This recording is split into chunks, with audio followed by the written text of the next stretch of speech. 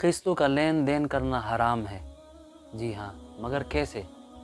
دیکھیں، کوئی بھی چیز آپ اگر نقد میں کم ریٹ پر بیچ رہے ہیں اور اگر اسی چیز کو ادھار یا قسطوں پر زیادہ قیمت پر بیچ رہے ہیں تو آیا ایسی بے شریعت میں جائز ہے یا یہ سود اور حرام کے زمرے میں آ جاتی ہے؟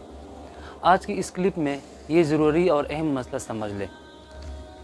دیکھیں، اس سلسلے میں پہلی شرط یہ ہے کہ مقررہ تاریخ سے لیٹ ہونے کی صورت میں آپ اضافی جرمانہ نہیں لگا سکتے۔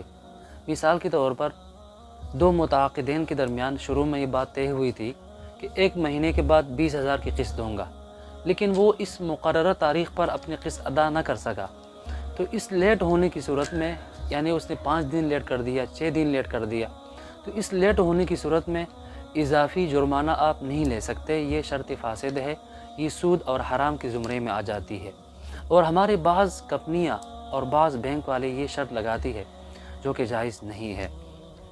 اسی طرح دوسری شرط یہ ہے کہ جب زید نے عمر کو کہا کہ آپ نے 1 مہینے کے بعد مجھے 30,000 دینے ہیں یا 20,000 دینے ہیں، لیکن عمر 10 دن کے بعد پیسے لے کر آ گیا، 10 دن کے بعد وہ قسط لے کر آ گیا۔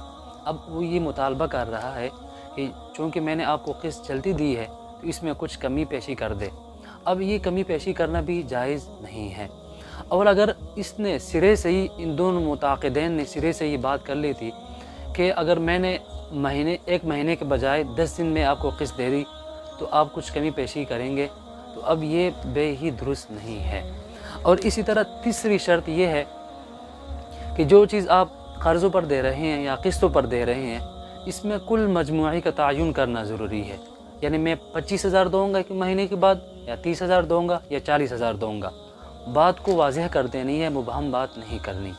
اور اسی طرح چوتھی شرط یہ ہے، مدت کا تعین کرنا بھی ضروری ہے کہ 1 مہینے کے بعد دوں گا، 2 مہینے کے بعد دوں گا، 1 سال کے بعد دوں گا۔ اس طرح بات نہیں کرنی کہ جب آپ کا دل چاہے، جس طرح آپ کو آسانی ہو، تو پھر یہ شرط فاسد بن جائے گی، جس کی وجہ سے یہ قسط کی جو لین دین ہے، اس کی وجہ سے یہ معاملہ درست نہیں ہوگا۔ اور اسی طرح چوتھی شرط یہ ہے کہ معاملے کا تعین کرنا بھی ضروری ہے کہ نقد پر دے رہا ہوں یا قرض پر دے رہا ہوں یا قسطوں پر دے رہا ہوں، اس کا تعین کرنا بھی ضروری ہے۔